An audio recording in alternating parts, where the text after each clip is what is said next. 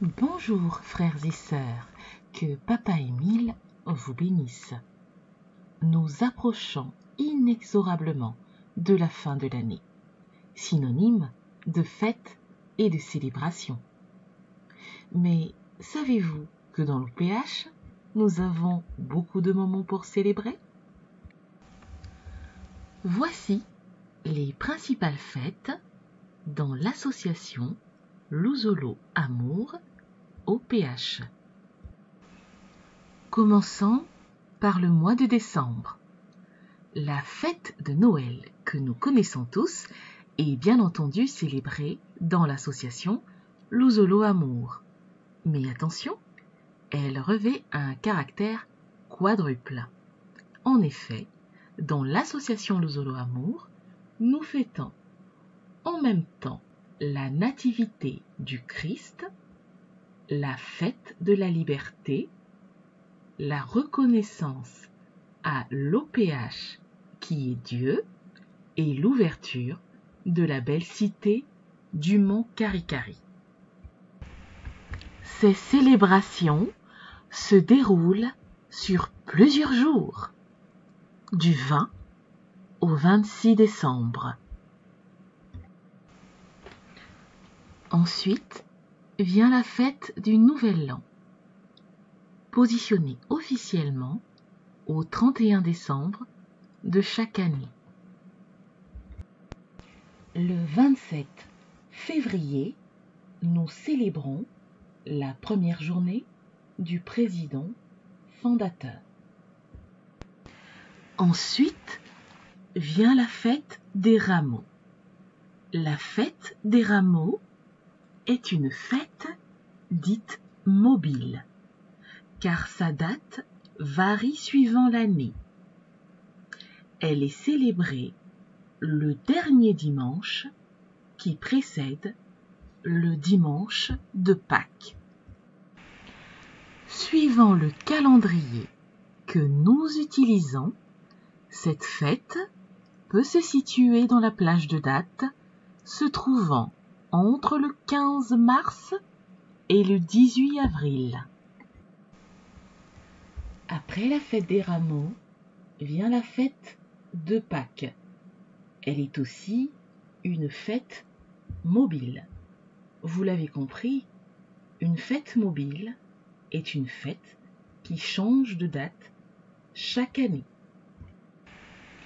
Suivant le calendrier que nous utilisons, cette fête peut se trouver dans la plage de date se situant entre le 22 mars et le 25 avril. Mais comment se fait-il que pour un même événement, nous ayons des dates différentes? Pourquoi ces fêtes sont-elles mobiles? Arrêtons-nous un instant et faisons un focus sur la notion de calendrier. Nous savons qu'un calendrier est un système de repérage de dates en fonction du temps. Le calendrier permet de situer le passé d'une part et d'organiser l'avenir d'autre part. Pour notre part, jusqu'au XVIe siècle, le calendrier en vigueur était un calendrier appelé le calendrier julien, hérité de la Rome antique. Tel qu'il était conçu, le calendrier julien prenait 3 jours de retard tous les 4 siècles, ce qui représentait un casse-tête pour ceux qui élaboraient les calendriers, car on devait attribuer une nouvelle date à des événements clairement datés depuis longtemps. Le calendrier grégorien avait donc pour but de corriger ou contenir cette dérive de date. Le calendrier grégorien est le calendrier que nous utilisons actuellement. Ce calendrier a été conçu à la fin du XVIe siècle pour corriger la dérive du calendrier julien alors en usage. Des scientifiques de l'époque ont donc préparait les bases de ce nouveau calendrier depuis 1579. Ce calendrier grégorien, qui remplacera plus tard le calendrier julien, est adopté en 1582. Il est mis en application quelques mois plus tard. Mais revenons à la fête de Pâques. La fête de Pâques est donc une fête dite mobile. Mais attention, le jour de Pâques détermine la date d'autres fêtes chrétiennes. C'est par exemple le cas de la Pentecôte qui est calculée par rapport au jour de Pâques avec un écart de 7 semaines. La Pentecôte tombe donc toujours un dimanche, 49 jours après le jour de Pâques. Au début du mois de mai, c'est la fête des septième fête des sabbats. Le 20 mai, nous célébrons la venue de la lumière en République du Congo-Brazzaville. Ensuite intervient la fête de l'Ascension, qui est aussi une fête dite mobile. Elle intervient 39 jours après la fête de Pâques.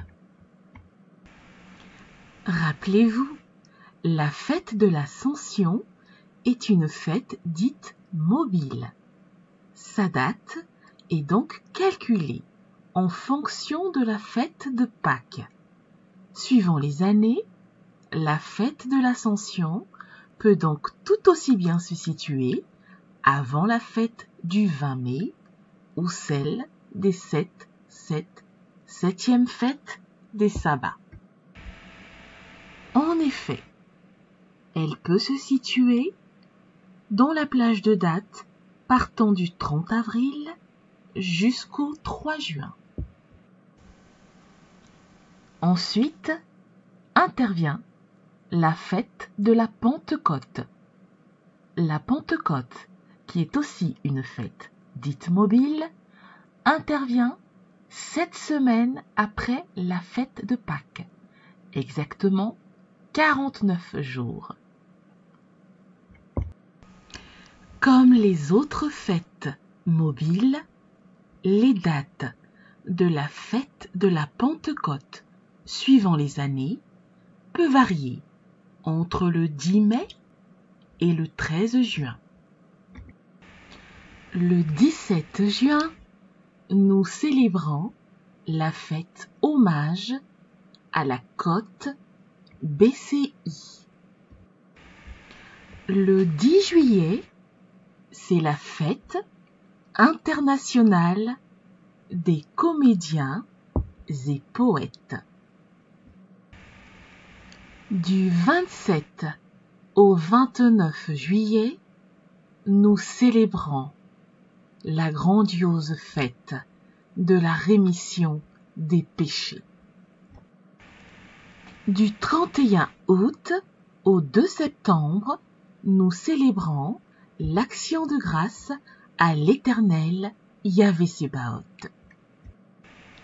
Le 8 octobre, nous célébrons notre Seigneur par une fête d'action de grâce en mémoire de l'enlèvement du grand maître Guy-Émile Loufois-Séti-Kouabo au ciel.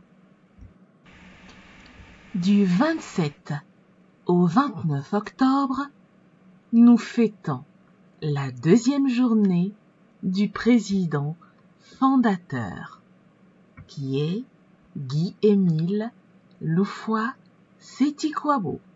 Mais ne vous inquiétez pas, tout cela vous sera expliqué dans nos prochaines vidéos.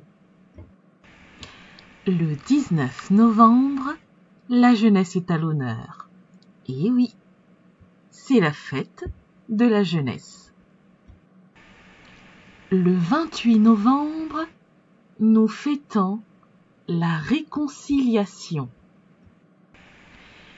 Et le 29 novembre, c'est la fête de la repentance. Voilà, très chers frères et sœurs, les principales fêtes dans l'association Louzolo Amour.